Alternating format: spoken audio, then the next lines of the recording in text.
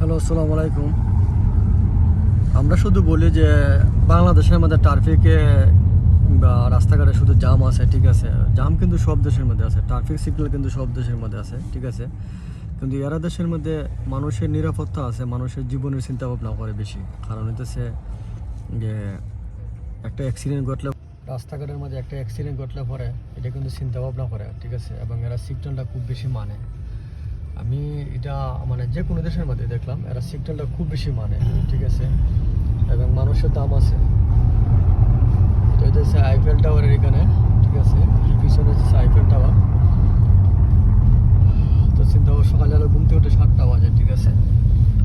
মানুষের নিরাপত্তা হলো সবচেয়ে বড় জিনিস। তোমার যদি নিরাপত্তা না থাকে তাহলে তুমি জীবনে কিছু করতে পারতে না। এবং মানুষের দামটা এরা খুব বেশি মূল্যায়ন করে, ঠিক আছে, বিদেশের মধ্যে।